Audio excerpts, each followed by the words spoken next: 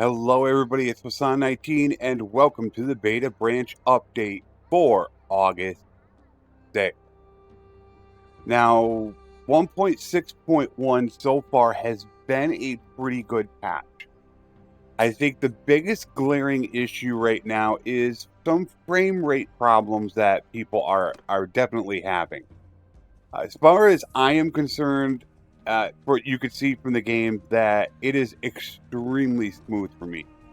However, there have been a couple people in my channel and in the forums that are saying that they're having terrible frame problems, a lot of stuttering. I do believe that a lot of that is going to be, once again, from the issue that I have talked about, and that is hardware and software.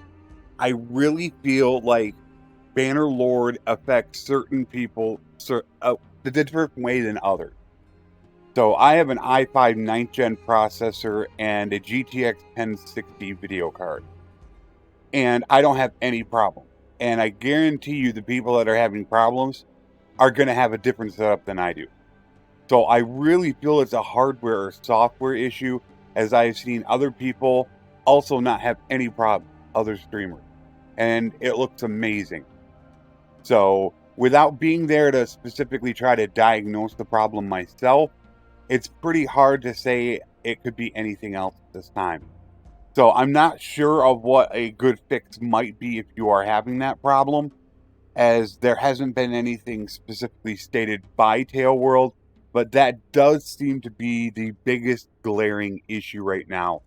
And the only thing I could possibly think is maybe try reverting back to 1.6.0 and see if that cures your problem. Sieges are, of course, the big thing that came out of 1.6.1. I have already gone through this in my final impressions video, and I have shown some examples of it, and it is still bad at times. They will climb down the ladder. They're still not using all of them effectively. So there still are some issues when it comes to sieges. Italian Spartacus did do a stream where he did a lot of testing, and certain kingdoms seem to work better than others. So if you wanted to check out his live stream that he did, I believe on the 4th, he did nothing but sieges. And you're able to get a lot of ideas there. Also, two devs were there as well, both Duh and Emery. So checking out the live replay would probably be a smart idea as well, as they do get there and they do give out some information for people. Non-Aserai Wanderers. You can see right here that they're all starting with 10 vigor. I've started 3 different games on 1.6.1, and every non-Aserai Wanderer has 10 vigor. I'm not sure what that problem is I did put it in Tailworld. It really does suck because non-Aserai Wanderers are some of the best in the game if you want to try to build them up, because they start at level 10 or 11 and they have some skills to be used. So that really does stink for right now, and I think that's one of those issues that you're going to face that for the entirety of 1.6.1. It's not going to be a high priority, but that really does hurt, as they are the jack of all trades, and you can really make them into almost anything. I have shown this numerous times on either a stream or in my games, but when I get my big brother, none of his perks are assigned. Now, the attribute points, and the focus points have been assigned. You just have to go through and you have to assign all his skills. Now, it can get a little annoying to have to do that every game. I guess the good thing you could say about it is you get to pick the perks that you want, because some are actually more important than others. So there is a negative and a positive to it.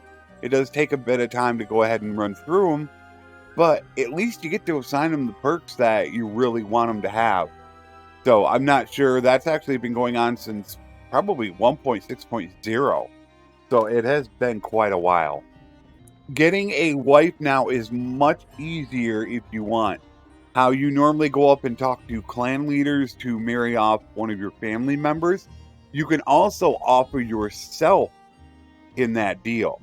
Now, there is a negative to that, and a positive to doing it the old way. The negative is that you're going to have to pay a much higher amount, like you do when you offer your hand of somebody in your clan. So you might have to offer 20, 30, 40,000 dinars to go ahead and get them. That does allow you to skip all the charm checks, though. But if you do go through the charm checks and get her to and convince her to marry you, it is a lot cheaper. It's probably going to cost you less than 10,000. So there is another option available in case you don't want to go through the charm checks. It's just going to cost you more money. Two pieces of information that I have left for you today is going to be the terrain system. I still feel like it's going to be probably 1.6.3 before we do end up seeing the terrain system. I don't have good information on that, but just by the progress of what I've been hearing, that's what I think it's going to be, is right in that area. Also, they are continuing to work on death happening in all scenarios, not just in your battles. That also does look like 1.6.3 is when that is slated to be released, which would be a pretty good thing that everybody can die in all situations. It's probably going to have to adjust a few things because people are going to probably start dying pretty fast, and I kind of have a feeling that you're going to start running out of lords when you have death in all situations, because virtually every battle in an army is probably going to have a death involved into it. So I'm thinking about 1.6.3 before that is released as well. That is all I have for you this week. I will see you guys next week. To all the new people, welcome to the channel. To the people that have been supporting me continuously throughout this last year, I would like to say thank you. And also, a very special thank you to all my channel members. It is greatly appreciated. As always, take care and thanks for watching.